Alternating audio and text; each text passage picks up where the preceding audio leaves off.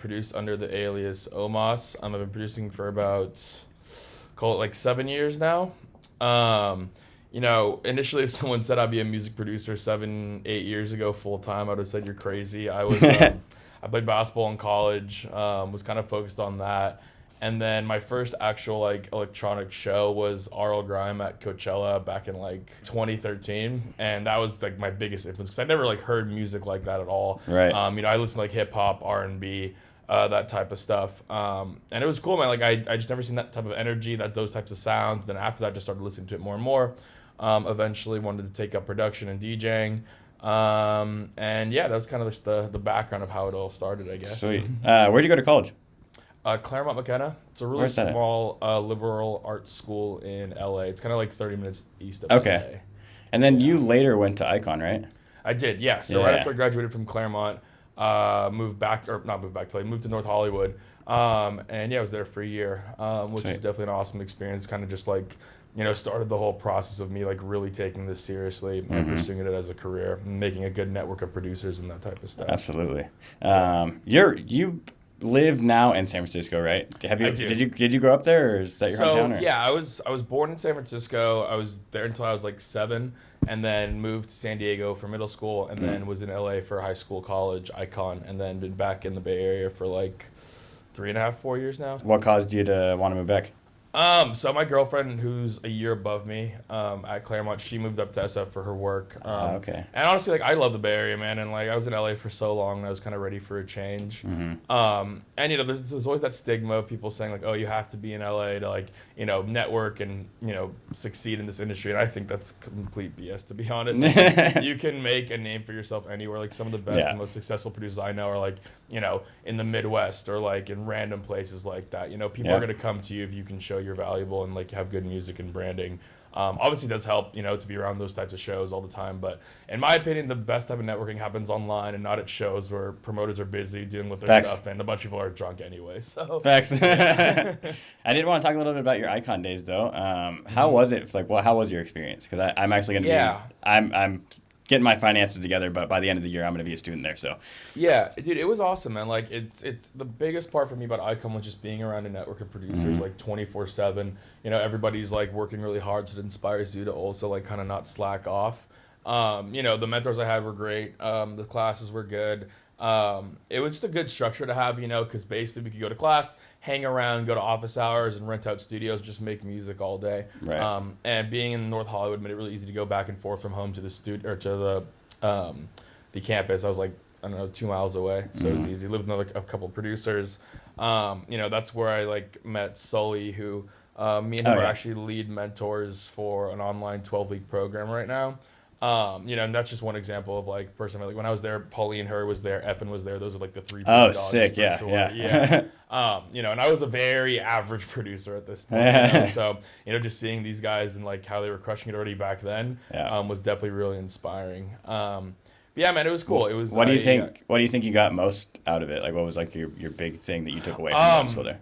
I think, if I'm being completely honest, like, I think the networking and like meeting all those producers and being around that campus 24/7 was the biggest thing for me. Like, sure, I did learn a lot, throughout the classes, but I think the biggest thing was just, coming out of there with a network of producers that, from all different levels that you could collaborate with, learn from. And then just coming out a little bit more confident because the whole course is not just like production stuff. It's like music business, songwriting, it just instills a lot of confidence in you when you come right out the gate, to, pursue this full time. They kind of gave you all like the tools, and then it's just about like, being disciplined with yourself and then moving forward from that after that.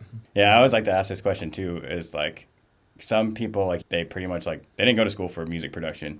They've learned a lot from, YouTube tutorials and stuff like that, and you being a mentor now. Can you share some insight of, like, why one would choose, maybe, like, why did you choose to go to school when, like, sometimes, like, you don't necessarily have to? What was, like, your driving force there? Yeah, so I mean, like you said, like you don't have to nowadays. Like there are so many good resources online. Other platforms like Defier was. I was just about to say that. Yeah, like as far as like getting my music in front of like legit producers and kind of coming up that way, getting support and collaborations with those dudes. You know, my whole thing was at that point I just still wasn't really confident in my production, so I felt it was going to really get my stuff to a more professional level, which it did.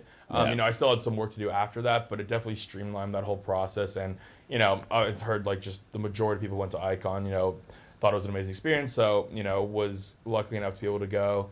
And that was kind of my whole thing. I just really wanted to get my production to like a professional level, like as quick as possible. Now, that being said, like I said, there's so many different ways online now, and so many resources like YouTube, Defy, or you know, the 12-week course me and Sully and our friend Sean, who also went to Icon, run. Are you guys just running that privately, or what? Yeah, so it's basically like a 12-week course that's kind of, it has a whole full module that covers everything with songwriting, arrangement, sound design, mixing and mastering.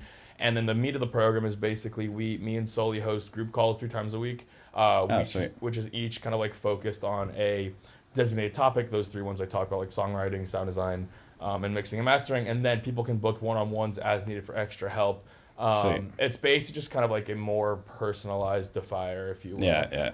And then people can re-enroll if they want. We have a launch program now where people are going to start focusing on their branding. So it's awesome that we've seen. So you guys are running this, like you guys are going to continue on with this. Yeah, definitely. What's for someone who might be interested that listening? What's the price point and everything for so I actually don't know the full price. Sean, our like boss friend, if you will, always handles that. Got it. And no, it's definitely way cheaper than Icon and stuff like that. But you know, it's a, not saying that's bad at all. But right. But, you know, we're only a 3 to 4 week, or not 3 to 4 month program with options to re-enroll or go into our launch program and stuff like that. But you know, for what it is and what the majority of our students have said after it, it's definitely worth the time. So if anybody out there listening, like, feel free to message me for some more info. It's called Fast Forward Mentoring. Yeah. Awesome. As I was doing my research for this interview, I found something in your Instagram that I thought was very interesting. I love how you market do your giveaway, your pizza giveaways. Yeah. How did that come to fruition? What was the backstory on that? Yeah, so I mean, pizza's my favorite food. If you can even see here, this shirt. Yeah, wearing a pizza shirt. A buddy of mine actually made it for birthday. It's like a vinyl that has like half pizza and the half like my Event Horizon remix, which I did for Code Pandorum a long time ago. That's sick. Which is cool. Yeah, but yeah, man, I always just like pizza. And like when I was beginning to think about like my branding and stuff, which obviously is now mostly like the poker stuff mixed with those types of visuals and like themes.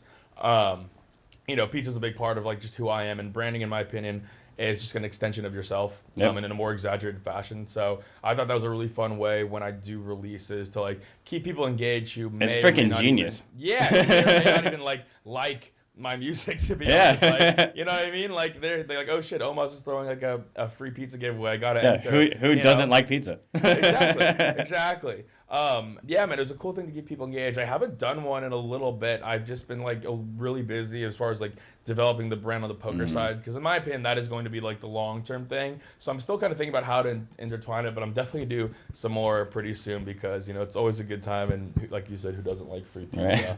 You know, for a follow, it's a pretty good deal. Yeah. How long have you been playing poker? So I've been playing poker now for quote unquote professionally for like 6 or 7 years. Oh wow. So basically after I graduated college, like I was trying to find a way where I could make money and not have to work a 9 to 5. Because I know myself, I just know I'm personally not, other people are, I know, but I'm personally not disciplined enough to work a 9 to 5 and work at night. Like I'm super inspired in the mornings. I treat this like a normal job, like 8 to 5, 8 to 6, usually every day. And at night I like to chill with my girlfriend, you know, go see friends. You know, I do think maintaining a social life at some point is still important just for mental health. So I've always valued that. But yeah, so I've basically just been doing that until music became like full-time, as far as like a pretty solid salary and income for me about 2 years ago. Was poker like an actual love for you though? Like, cool. Yeah, I love it. My grandma, who's this 92-year-old like little sweet 4'11" Filipino lady, taught me how to play poker and blackjack when I was like 3 years old, before I could barely even talk. And she was like known as the Dragon Lady in Vegas back in the day. Like she played professionally for a while. Okay. So, you know, I grew up playing with my family and friends for fun. And like when I was brainstorming ways to do it, to make money after college, I was like, well, I could really hammer down on this type of stuff. So I've had a few coaches, online kind of courses I've taken, like really studying the ins and outs of poker and like for the people listening, like poker is a game of skill. You know, it's basically just like getting yourselves in consistent situations where you have an edge, say like 60-40, 70-30, whatever it is. Because regardless, you are going to have some losses. Mitigating those losses and maximizing the wins. Exactly. It's like the stock market. It's like, just educated investments over time is going to be profitable. Yep. Within a few month period, sure, you could lose some money, but, if you play right over years, you can make a career for it. Or from what's the process like of like becoming pro? Like, what does that mean? So, I mean, I just consider it like just making a living off of it, right? So, like being profitable from it. So, in the first couple of years, it was like very up and down. And as I studied more and more, I used to be a cash game player, which is way different from tournaments. That's basically just come up to a table or online with a certain amount of cash in front of you, just playing straight with cash hand to hand. Throughout the last couple of years, I've become more of a tournament player, which is basically you buy in and everyone gets the same amount of chips, and it's basically just play until there's no chips remaining. One person has them all. It's a different structure, different game, but for me, and like I calculate everything. I have an app that tracks my tournaments, my cash games, my ROIs, that type of stuff. So it just over time, I've noticed that my hourly with tournaments is much higher than my hourly with cash. Is it all online? It's now mostly online. So believe it or not, every day I have my phone open with like 2 tournaments while I'm producing the whole day. Oh shit! So I'm doing both simultaneously. I still play live now that it's back since COVID, but before it was mostly live. I wish before I was playing only online because that would have saved me a lot more time to make music back in the day. Yeah. But now I'd say it's like 90% online. Yeah. I can still go in every once in a while to go play live as well. So how have you incorporated? So obviously, you said you were bringing the poker into like your music brand. I've seen the cards and some of your EP covers and stuff like that. How else have you like really incorporated like the poker into your music brand? So right now it's mostly the live show visual aspect. It's basically just an extension of the cards you've seen like on my social medias, just in different like facets visually. It's basically my whole entire like live show visual is just different versions of cards doing like the classic cool EDM shit. You know what I mean? And then I'm incorporating it more into like actual song themes. So I actually just finished my debut AP, which is called the Ace of Spades EP. So it's 3 songs. The first song is called Queen of Hearts. Second is King of Diamonds, third is Ace of Spades, and they all have themes about kind of like risk taking, that just everything that has to do with poker as far as like the actual vocals themselves. So I'm going to be incorporating more and more that and just continuing the visual brand. And I actually also now every like couple months, I'm hoping to move it to like once a month host in my Discord these like poker nights where I bring in a special guest for a Q&A that we do on Twitch, and then I bring the special guest into my Discord, and whoever wants to come just play very low stakes, like a few bucks poker in my Discord. So I think it's a good way for people to meet other producers, ask my special guests like great questions. I've had who have I had on the show? Wesley Collins, who's the CEO of Recall Records, is the first time, and then I had Crimson Child. Oh yeah, I interviewed him a few months ago. Okay, nice. Yeah, Yashar's the man. Yeah, him and I actually are working on something together now, which I'm pretty excited for. Sweet. But yeah, so those are the main ways right now. I'm still kind of brainstorming with my managers ways to expand it, but for now I think it's on a good direction. Yeah, maybe I'm looking at pull up your Spotify. I'm looking at your newest single that you did with Danny King. Even with that cover, like you incorporated like where'd the circle with the line. Is that Haunting Me? Yes, yeah. What is like the original like Omas like logo? Yeah. Where did that kind of come from? Because that looks really cool on a card. Yeah. So I got introduced to this dude named Eric Schilling through my buddy from high school who was an artist. I think he's based in Arizona. And I just had him make a bunch of different like kind of variations of a logo. I really had no idea what my logo wanted to look like. So I was like, dude, just go for it. Give me a bunch of things. And one of them was the O with the slash through it. And I just loved how it looked. And it, like you said, it fits really perfectly on like card type things. Eventually I want to start selling like kind of like my own decks of like Omas decks of cards like at shows and stuff like that, along with my normal merch and whatnot. But yeah, dude, that's kind of how it came about. I really had no part of it. It's all Eric. He goes by Schilling on social media if anybody's looking for a really good artist for that type of stuff. Also, love that song. I love Danny King too. I know you've done a lot of. I know you've done a lot of work with her. When did that interaction first take place, and when did you guys meet? Yeah, she's awesome, and like now one of my really close friends in the industry. But so basically, in the icon page, actually, this guy named Nick Sherwink, who at the time was like the head of... he's my mentor. Oh, he is? Okay, I know Nick very well, yeah. Tell Nick Omas says hello. So he posted in the icon Facebook group hey, this vocalist named Danny King is offering like discounted top lines for like $150. I was like, holy shit, she sounds great. That's so cheap. So I hit up Nick to connect me, and then me and Danny made this song Radiant, and then worked on her again with a song called Release Me that came out on Kilobyte a while ago. Actually, that was 2 years ago. And then me and Danny started just talking more and more, kind of like started a relationship. You know, we loved working with each other. It was really easy. She's so talented and just the easiest and the best to work with. And then actually, so her manager at the time, who is now my manager too, Natasha, Danny sent Natasha, without even me knowing, like my unreleased catalog at the time, which was like 10 songs. And Natasha heard it and then called me, wanted to talk about, you know, potential management options.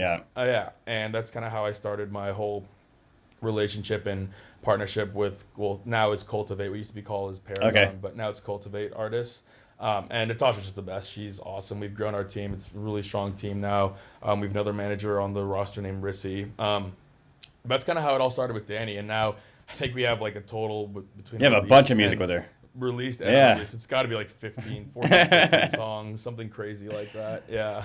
I feel like a lot of producers, like, they find like a vocalist that they really like to work with. Like, look at even like Slander with Dylan Matthews. Like, you find someone who really works with your music, and you got just really work together really well, and you kind of like stick and continue to make music with that person. Dude, 100%. It's so easy with her. Like, I sent her an instrumental, and like besides the Queen of Hearts song, which is on the new EP, like I usually just let her have full reins on the vocals and stuff because she just always crushes it. And she sometimes even, and most of the time actually, just sends like 3 different top line ideas, and I can just choose my favorite one, which like most vocalists do not do. Yeah. But you know, that's like, and it's super cool thing about our management team is we have so many talented singers, like Danny being one of them, Mizdam, who I work with a lot, Zach Ray, Kini Solana. You know, I'm very blessed to be around a team with so many talented vocalists. I've heard her interview on the Lizzie Jane podcast, and she said that you're kind of like a mentor to her in a way as well. Yeah, so we kind of like worked out a deal, like as far as like, you know, between costs and stuff like that, where I help her with production stuff. I'm gonna help her produce like her own Danny King EP. That's right. Helping her with you know, DJing and just pure production stuff, because she wants to incorporate that more into her project at some point soon. And then, you know, in turn, we should use top lines and stuff for a discounted rate and stuff. So you know, that's something I would recommend to like other producers listening is, like, you know, grow a relationship with these artists. Like, don't just treat them as like one-off singers that you just pay and you're done for. Like, number one, just like because it's a good relationship to have, and number two, you can work out like so many good deals. Like, most of these vocalists are down to like work for a long time, and you can kind of grow that relationship from there in many different ways. I think it's smart that you've branched out in music too, like doing the mentorship and I mean, you obviously playing poker, that's kind of separate, but doing the mentorship and like working with other people and kind of like you're focusing on more than just like your artist project, and you're actually like focusing on like the music business. Super smart to do.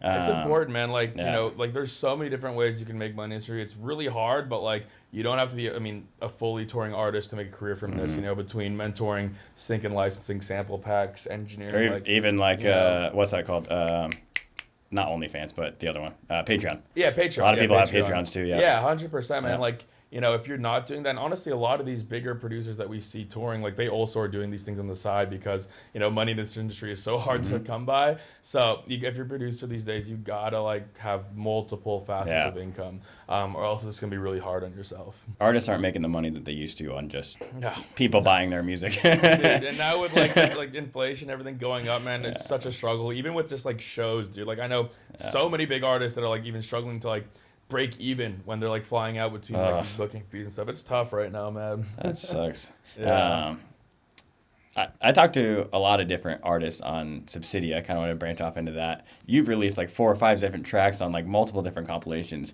How did the relationship with Subsidia start for you? Was that through kind of like, that wasn't through like Danny King and the people, those people, right? Kinda. So basically when Excision like announced his new label and stuff and had the compilation, I guess my manager Natasha had some relationships with people on that team. So back in end of 2020, she sent over a few of my tracks.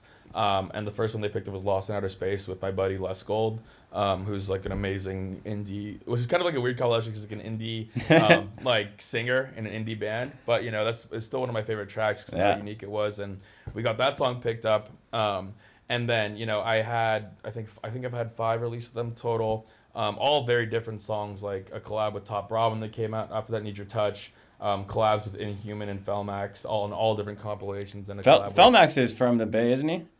He lives in the Bay Area now. Yeah. Okay, cool. Yeah. In Vegas. Yeah. He just moved here like, I don't know, like 5 or 6 months ago, maybe a little longer than that actually now. But yeah, I think he kind of lives out near you. Okay. Yeah. I need to get in touch with him. Yeah, Daniel's the man. But yeah, so basically we just kind of like grew that relationship over the year. All the releases got really successful, hit some editorial playlists. And that all accumulated into them booking me for Lost Lands, which is still kind of unreal. Yeah. How was that? Dude, it was wild, man. It was such a cool experience, like meeting a bunch of these artists I've looked up to for years, playing on that type of stage. I was there. The Subsidia stage was sick. Dude, it was sick. Yeah. I wasn't expecting it to be that cool, man. Like I was trying to expect myself to have like low expectations just because I was like small artist, side stage, but like they crushed it. Like that stage was amazing. I had a good slot too. I was like 8 to 9 on a Saturday. The issue was I was conflicting with G Jones, Space Aces, and Kai Wachi, B2B, Sullivan King. Yeah. So it's like, and I still surprisingly had like a few hundred people on my set, so I was super happy with it. But like there's no way you're not gonna be conflicting with someone at that festival, right? Every time there are just amazing artists across the board. The people who play those stages that have a mass amount of people is when the sound camps start after everyone's done. Exactly. But dude, it was an awesome experience, man. It was such a cool like feeling just having that be my first major festival I played. Hopefully I'll be able to play again this next year or two. Yeah, hopefully I'll be going. So will you be going even if you don't play? It depends. I would like to. I just got to figure out some other show schedule. Right. Yeah. Sweet. Well, I know something that you just did recently. Another big show for you was the Root Service Showcase that I wanted to talk to you about. Yeah. How was that, man? That looked crazy. First of all, what venue was that at? Because I wasn't sure. At the Ogden Theater. Oh, in Denver. yeah. It's like one of their older theaters. Yeah. Really beautiful, massive, kind of old school theater. Dude, it was great. I mean, that was by far the biggest crowd I played in front of. Like, they sold out. It was like 16 or 1700 cap room. Yeah. And people showed up early because like the whole thing for that show was, a bunch of these new artists that Bear Grylls has like come up with on his label. And dude, it was awesome, man. Like the energy in Denver is crazy. Like that crowd was wild, and like one of the biggest dubstep areas like in the world. Yeah, apparently it's like the bass music capital of the world now, which is super cool. But yeah, and I had a slot like in the middle of the night. And dude, it was really fun, man. And it was really good to like I had met RJ at his show, Bear Grylls at his show, in SF about a month before, briefly. But it was he did just play here. Yep. Yeah, and then cool meeting all these other artists that I had met on Root Service, like Stryer, Vastiv, Vulcan, who's now on our management team too. Oh, sick. Wayne. Yeah. Wave. Everybody I met there was super cool. Top Ramen had actually come and visit me in SF that week before, or that month before too, so I bet him there before. But yeah, so it was awesome, man. Like it was so cool. And it's really cool what Bear Grylls is doing right now, like supporting a bunch of these like kind of smaller artists and bringing up on his label. I feel like he's being very selective about who it is too. Like Excision's kind of like, okay, all these smaller artists, they all have talent. Let's put them on and see what happens. He's like, I feel like he's being more selective about things than. Yeah, definitely. Yeah, and it was just cool, man, because like it was a free. Like it was just an RFCP show, so sick. He did everything like he could to pack out that theater for like a bunch of these artists, that haven't had a chance to like play big shows. Like I know Digital Skies, who played, that was just like his first show ever. I know that was like Wave's first time like playing on CDJs, and like they all crushed it. Yeah. And it was just a really cool environment to see. And it's been really cool what Bear Grylls has been doing with Root Service. So definitely going to continue releasing them and growing with them because it's really awesome to see. What would you say your favorite moment of that entire show was for you? So Danny actually flew out to perform with me. So we played out Haunting Me live. And then we actually played out Queen of Hearts, that new one, unreleased live for the first time, which was really cool. So that's got to be up there. Super fun. Yeah, for sure. Through all this time of like all the success that you've had, you're obviously now living off music full time. What has been like the most difficult part of your journey in your personal experience? Yeah, there's definitely been a couple. There always is. Yeah, I mean, I'll start with and this was kind of when I was during Icon. I won't get into like the nitty gritty of it, but like I went through some really intense kind of mental health stuff, streaming from like a incident that happened at a festival. It's kind of like a PTSD type thing for me for a couple of years, and that was when I was at Icon. So it was like at times really hard to work. you know, basically do anything. And I know anybody out there dealing with kind of mental health can understand this. You know, don't have to get into what actually happened because it's a very dark story. No, you're good. You're good. Yeah, and I got through that, and then, you know, for after Icon, when I was in San Francisco, like, I kind of felt in limbo for a couple years. Like, I was still producing every day, trying to figure out, like, how can I make a career off of this, and, you know, almost quit like 4 or 5 times, and it was my last kind of straw right when COVID started. I was like, okay, I have no excuses now. I'm gonna give myself like 6 months to really streamline what's gonna be happening, or I'm gonna quit and find something else to do. And then after like a few months into that, that's when I started joining Defire, and, you know, stuff started happening for me. Like, I won that remix contest for Code Pandorum, who's now known as Human. You know, started getting support on my songs from these bigger artists. So that's when I started feeling like, okay, like, something's going in the right direction now. So just kept at it. Yeah, like, at least getting noticed now. In that spot, exactly. Like, and dude, like, it's hard, man. Like, comparison, we're human beings. We just naturally compare ourselves to anything else. Yeah. So, you know, obviously you know it deep down, you're always supporting people around you, but, like, instinctually as humans, we're always comparing, like, oh shit, I'm not doing that. Am I doing something wrong, different? Like, what could I be doing? I think that's just at the core of being a human, is like it's because on a very basic level, like, before, you know, the 21st century, like back in like the caveman days, it's like it's all about survival.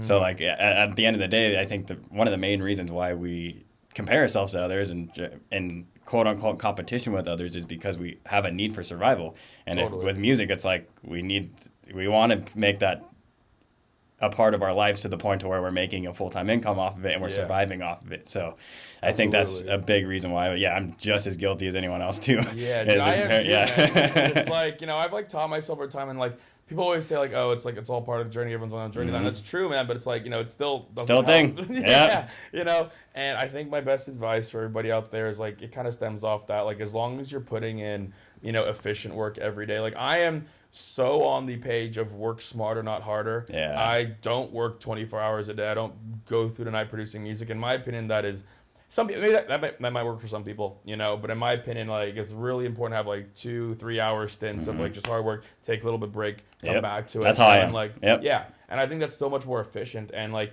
you can do other stuff besides like pure songwriting too, like working on your brand. You know, unfortunately, social media is almost more important than music at one point in your career. So also focusing on that, you know, you got to have like be a jack of all trades in this type of stuff, man. Like organization, like networking, like there's so many things you can do on a day-to-day basis that's not just like hammering production. Because I know myself, like after a while, I just get burnt out. I'm not inspired to write anymore, right? And I think really hammering in on those moments of inspiration, that's when I get all these like, you know, bunch like 5 ideas down within a few hours, you know, and then saving those and then coming back to them later. In my opinion, that's just a much more efficient way of working.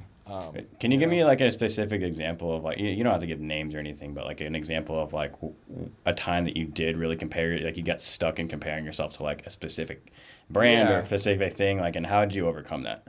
Yeah, I'm trying to think of like something maybe recent. Some producers that I'm friends with and like support heavily, you know, at one point like last year, like they started announcing like, you know, booking management signings, you know, tours and stuff like that. And I was like, obviously like, super happy for them, but, you know, also felt like, you know, shit, am I doing something wrong? They're kind of like moving past me at, like when I felt like I was in a little bit of a down period as far as momentum goes. You know, but at the end of the day, I was like, you know, it's always important to look back on where you came from. Like for me, like I almost quit music 2 years ago, and then I played Lost Lands a year and a half later. You know what I mean? It's like, you know, you got to like really celebrate your wins, and I think that's my best advice as far as anybody at any point. Like look back on where you were 3 years ago. Have you made progress? That's what's most important. You know, like I said before, like everyone's on these different journeys and different timelines, and I think that's the easiest way to like really kind of, you know, look back on yourself like, shit, I'm doing something cool. You know what I mean? And I think it's hard to see like, or to put yourself in that spot where like people are, you have to accept that everyone, like you said, like everyone's on their own timeline. So like, eventually everyone should get there. Like the odds, like if you just keep going, like as long as you don't give up, you should succeed at some point. But because everyone has a different timeline or a different sound, like there's so many different aspects to artist project, different sound, different branding, whatever, that resonate with certain people, or a bigger group of people or whatever it may be. But yeah, that timeline thing is, I think, a hard one to accept. Totally. And dude, like I've been like, I know I come from a basketball background, like I'm a competitive guy. Like I use that as like heavy motivation. Like, okay, they're doing their shit. I'm going to do it too. You know what I mean? Like, you know, we're in a community where it's so important to support each other, which I heavily value. But also, I like to treat it as like kind of like a friendly competition. You know what I mean? Like, okay, they're doing that. How can I, you know, do better's the wrong word, you know, but like, right. Get to the point, because I don't want to be that like competitive asshole dick. But you know, using that as motivation, I think, is something that's really cool to drive. Because if that can happen to someone I know who came from the same as me, that can happen to me too. You know, that's helped me a ton in the past year. You know, and like, you know, for example, I'll give you an example who actually was a guy crushing who I went to college with, Saka. Eric, yeah, dude, he came up so fast, and like I used to give that guy like production feedback, and that guy's production has flown way out the window, and it's like that's a perfect example of like shit can happen so fast once things click, you know, and once things click for me, like that's when, you know, all this momentum started happening. So how does that feel for you though, knowing that you used to give him production feedback and stuff like that, and to see someone that you've worked with personally on it? Yeah, I'm proud of it, man. Like, you know, like I said, it's always like the friendly competition type thing it's motivating me as well now. But like Eric is like literally the most humble, like welcoming, nice dude, that's super hardworking. Like he deserves everything that's happening to him right now. But yeah.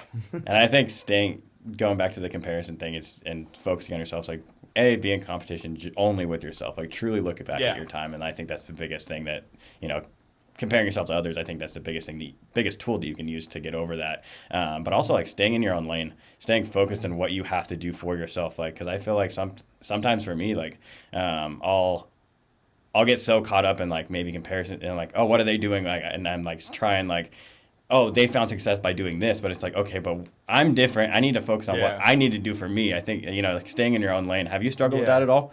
Oh, all the time, man. And like, especially with branding and stuff, because like it's like, how can I do like something that someone else is doing? But like you said, it's like, it's not really me. You know, funny enough, someone who's been helping me with branding a lot is Lil Texas. Oh, sick. You know him. Yeah. And Sam's like mentored me a few times on it. Obviously, like, we have completely different brands. But like, you know, it's basically in like what he told me a few times, which is really important. He's a genius when it comes to branding. Yeah, man. Yeah. He's genius. And like, it's like, well, from him and some other people I've been mentored by, it's like, how can I represent an extension of myself? Like, what really is me? You know what I mean? And when I like did like a whole collage dream board, which I recommend everybody doing. Like, he told me like you have to do a dream board for your goals, for your brand, everything. Look at that every day and continue to add to it. You know, and how can I represent myself? And I was like, okay, well, what do I like? I like music. I like poker. I like pizza. And you know, I like to consider myself a like, you know, a social and like kind of funny guy and someone who's like fun to hang out with. So how can I present that in an exaggerated way? Like Taboo, who I work as a song coming out with on Wakan.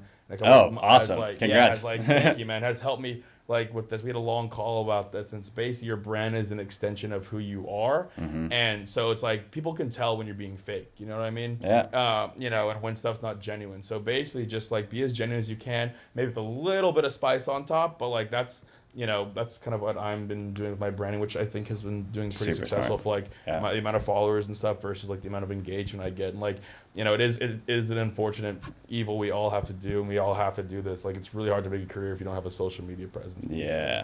Your engagement, I feel like, is pretty high. Yeah, dude. Yeah, I've been, you know, seeing what works, seeing what doesn't. It's all an experiment too, man. Like, you know, and I can go on and on about like the ways that it has worked for me. It's just being genuine, man, being funny, being a good person. But then there's another, like, that's me, right? It may not work for someone else. Like, you can do the mysterious route, like the, you know, the res type stuff, the ATLians type things, you know? Or even like the master route too. Yeah, exactly. Yeah, there's so many different avenues, like as far as like comedy, mystery, you know, just like, I don't know, like I'm trying to think there's like 4. I've written these down. I'm just having a brain fart. Little insight of what they teach at Icon. Exactly.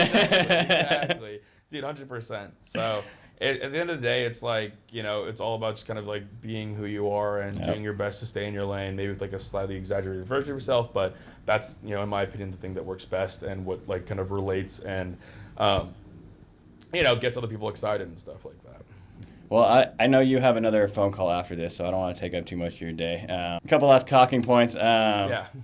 For one, we need to hang out more because I know you live in Texas. Yeah, you're in Hayward. Yeah. City anytime. Definitely. But the other thing, is there anything that we didn't talk about that you would like to get out there, promote or anything like that? I'm trying to think. Well, I have a song coming out in about 2 weeks with Danny King and this producer named Uber Loud.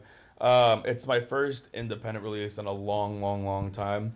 But that'll be out on the 25th. I'm excited about it. It's kind of a cool little unique melodic track. Definitely excited about that. I actually have a show in SF on I'll try and slide. June 17th. If you want to come through, I'm playing with Monks. Oh, sweet. At DNA Lounge, yeah. Awesome. So that'll be fun. Other than that, I'm trying to think of anything else. Hopefully Lost Lands.